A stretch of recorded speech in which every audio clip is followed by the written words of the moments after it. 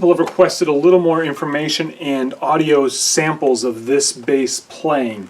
So I'm going to do that right now. Now I want to point out that I have another YouTube channel. It's called New Perspectives Music, and on that channel is where I make little 2 to 3 minute long videos of me demoing pretty much all the instruments I make. And if you've seen an instrument on this channel where I make them that you wanted to hear more of, if you go to that channel you will probably find a video of me playing it. Some of them are for sale too, which is the other reason I do those audio samples. This one's not for sale though, because there's a couple things about it that I wasn't happy with, so I would not sell it. It plays and it works well, but like I mentioned in the original build video, I did flame polish the neck, which, you know, hindsight being 20/20, was a bad idea, and so the neck warped a little bit. The aluminum does keep it like in position, and the truss rod does work, but there is a little bit of a bow here, so the action's a little high in the center. Let me see if you can see that here.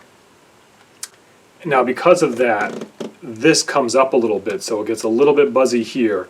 And then down here where I did the 0 fret built right into the fingerboard, it's a little bit too low, so it's a little bit buzzy down here. So because of those things, those reasons, this is not a bass that I would sell. But you guys don't want to hear me talk about it, you want to hear it. So.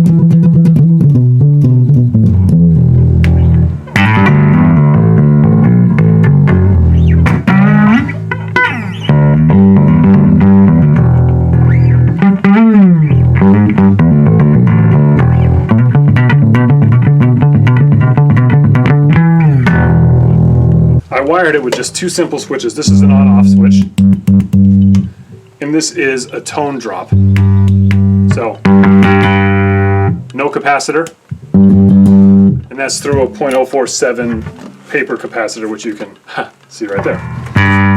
This pickup was made by my buddy Rob over at Gemini Pickups. He winds pickups. He makes almost all of my pickups now. We have our own custom line that are just mine. This one is a made in Japan pickup from some old bass or whatever that he rewired, and it sounds amazing. So if you're looking for custom pickups, I highly recommend going to Rob at gemini-pickups.com.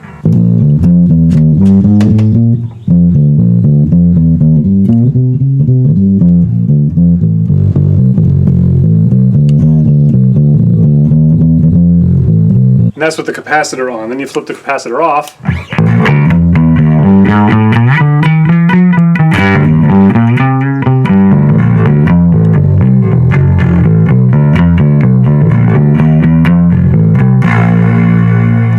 And you can hear a little bit of buzzing up there.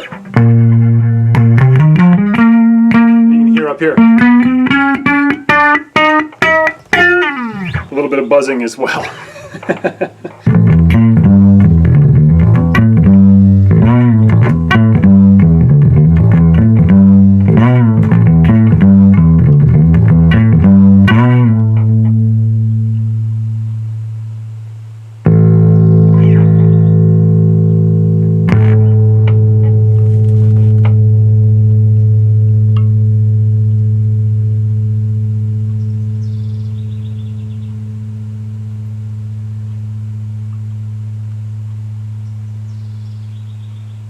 Got a lot of sustain.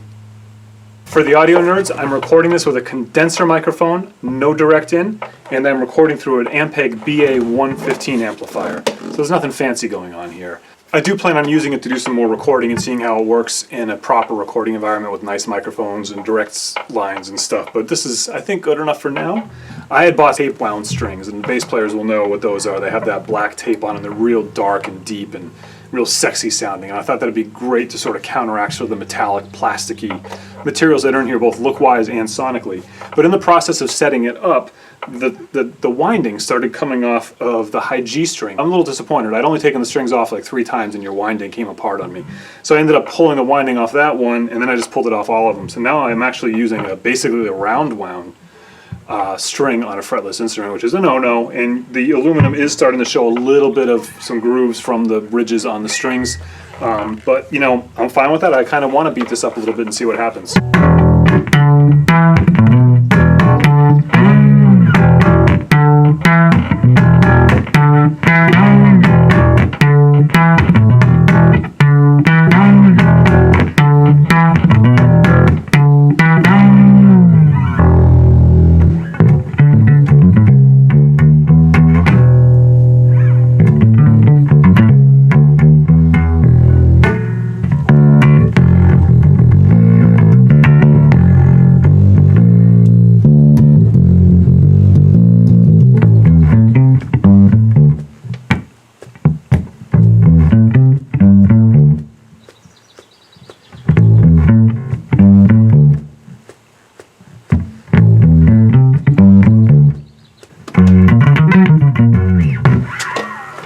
So a lot of people have mentioned that I should send this to Davey504, and I would love to send him a bass, but I don't think it'd be this one, just because this one is not a really good representation of my craftsmanship as far as playability goes. Maybe look-wise it is, but I wouldn't want him to be like, oh, that bass sucks.